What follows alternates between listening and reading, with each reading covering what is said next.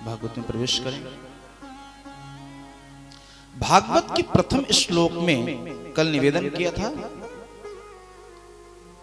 आज फिर निवेदन करूं। सत्य की वंदना की गई है। इस सत्य शब्द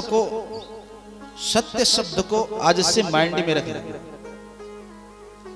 इस सत्य पर आज से अंतिम दिन तक की कथा चलेगी। सत्य सत्य सत्य सब जगह आएगा। आप इसको मनन करना। आखिर सत्य क्या है? गोस्वामी तुलसीदास जी के माध्यम से कहें तो मानस में कहते हैं, बाबा ओ मां कहूं मैं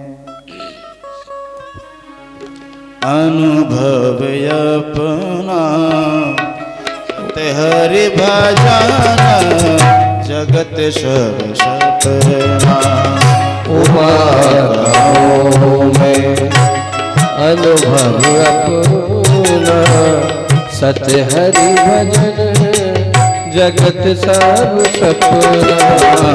सत्य हरि भजन जगत सब सपना। सत्य हरि भजन जगत सब सपना। क्या कहने हैं भोले बाबा? पार्वती मैया से कह रहे हैं। देखो भोले बाबा कह रहे हैं, उमा कहूं मैं अनुभव अपना। अपना भोले बाबा का अनुभव गलत हो सकता है क्या? उनसे बड़ा समाधिस्थ कोई है? उनसे बड़ा प्रभु का प्रेमी कोई है? महाराज एक बार समाधि में बैठ जाए तो कहो लाग समाधि शंभु अविनाशी। लग गई तो महाराज 1000 वर्ष तक लगी रही। वह शंभु, वो भोले बाबा अपना अनुभव कह रहे हैं। उमा कहूं मैं अनुभव अपना, सत्य हरि भजन जगत सब सपना। इसी प्रकार से भागवत में क्या कह रहे हैं? ये स्वप्नवत ही संसार है प्यारे। स्वप्नवत ही संसार है ये सब। आपको प्रतीत हो रहा है केवल, हम सबको ये केवल प्रतीत हो रहा है कि है ये, परंतु वास्तविक दृष्टि से देखा जाए तो ये सब सपना ही है। भाई आप ऐसे समझो, आज आपको कोई सपना आए रात्रि में, तो रात्रि में आपने उसका खूब सपने में देखो, आप जो भी सपना देखता है तो उस समय पे उसको वास्तविकता का बोध होता है सपने में, जो कि वैसी क्रियाएं कुछ नहीं है, वो सो रहा है एक स्थान पर। समझ में आ रही है बात? वह एक स्थान में सो रहा है केवल, लेकिन वो सपने में देख रहा है कि मैं राजा बन गया। रंग देख रहा है, एक गरीब देख रहा है कि मैं राजा बन गया, कोई राजा देख रहा है कि मैं रंग बन गया, गरीब हो गया, कोई किसी को महल अटारी मिल गई। अनेकानेक प्रकार से वो सपने देखता है, लेकिन जब सुबह उठता है, देखो सपना बड़ा अच्छा आया था जो है, और काश ऐसा हो जाता, तो वो सपनवत प्रतीत हो रहा है। स्वप्न वो सत्यवत प्रतीत हो रहा था उस समय पे। कब? जब आप निद्रा की समाधि में थे। जब निद्रा में थे तो आपको स्वप्न सत्य प्रतीत हो रहा था। इसी प्रकार से एक निद्रा ऐसी भी आएगी जिसके बाद आपकी आंखें नहीं खुलेगी, तब ये संसार भी आपको स्वप्नवत ही नजर आएगा प्यारे। एक रात ऐसी भी आएगी आपके जीवन में, तो बताओ है कि नहीं सपना? तब उस दिन आपकी आंखें खुलेंगी इस भौतिक जगत से। जब आप आध्यात्मिक जगत की ओर जब जाएंगे तो आपको तब महसूस होगा कि ये भी एक सपना था। वह तो केवल एक रात्रि में छोटा सा कुछ क्षण के लिए सपना था, ये इतने वर्ष का सपना ही तो था। क्या गया? किसी के पास कुछ जाता है क्या लेकर के जाओगे? भाई स्वप्न के बाद अगर आपको गहल महल अटारी गाड़ी आदि आदि अगर यह प्राप्त हो जाए तो सही, तो वैसे ही तो हो जब जीवन का आपका देहांत होगा उसके बाद जब कुछ लेके नहीं जाओगे तो ये सपने तो है, क्या है फिर ये? समझना माई बाप, वास्तव में समझ लो कि ये सब जगत सब सपना। उमा कहूं मैं अनुभव अपना, भोले बाबा अपना अनुभव कह रहे हैं माई बाप। इसलिए संसार में रहना है, भगवान ने सृष्टि को बनाया है, हम सबके लिए बनाया है, परंतु जब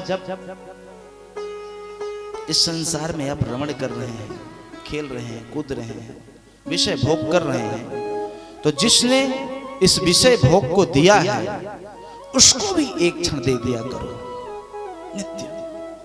हालांकि कुछ लोग बड़े भावुक हैं, रोज आते हैं, हनुमंत लाल की सेवा करते हैं, आके झाड़ू लगाते हैं, बेचारे घर में भी नहीं लगाते होंगे, फिर भी मंदिर में आकर के टिक्कड़ भी बनाते हैं आपस में हैं और झाड़ू भी लगाते हैं। तो ये जरूरी नहीं है कि आप 4 घंटा 5 घंटा 24 घंटा भगवान की समाधि में बैठे रहो, कतई नहीं। ये सबसे बड़ा झूठ है।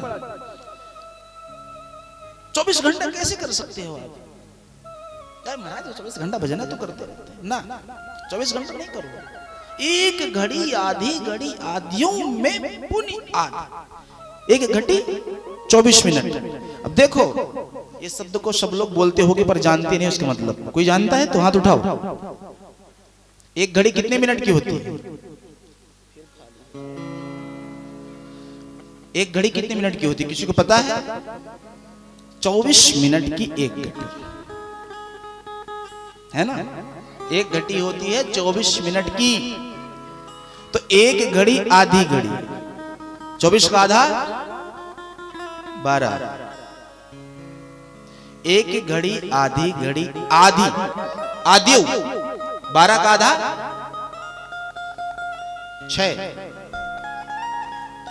आधियों में पुनि आध कितना? 3 मिनट। तुलसी संगत साधु की हरहि कोटि अपराध। 3 मिनट भी आप भगवान का संतों का आश्रय अगर लेते हैं तो आपके जीवन के अनेक पाप अपने आप ही हरण हो जाएंगे, केवल 3 मिनट। इसलिए 3 मिनट जब देना, एक दोहा है उसका भी प्रायः लोग गलत अर्थ निकालते हैं, अब उसको भी शुद्ध समझ लीजिए इसके माध्यम से कि राम राम सबको कहे 10 रथ कहे न कोई, जो कि वहां ऐसा नहीं। 10 रथ नहीं, 10 रित कहे न कोई। जो एक बार 10 रित कहे सो कोटि जन्म।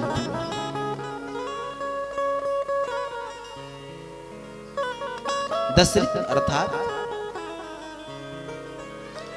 10 दिशाओं में, 10 इंद्रियों में जो हर एक जगह परमात्मा को देख करके केवल 3 मिनट या एक बार नाम ले, उसका तो कोटि जन्म फल होगा।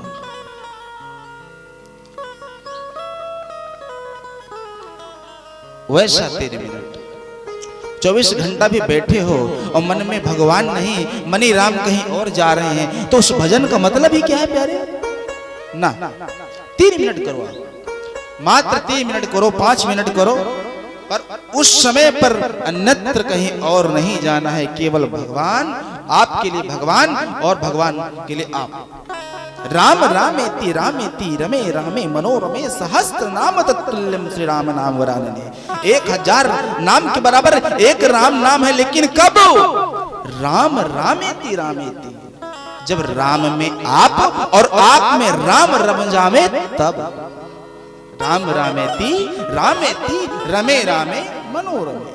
आपके मन में मनोरमे, आपके मन में केवल राम हो, उस समय पर कुछ नहीं प्यारा, तब सहस्त्र नाम तत्तुल्यम श्री राम नाम वरानने। तब 1000 नामों के बराबर एक राम का नाम ही काफी है।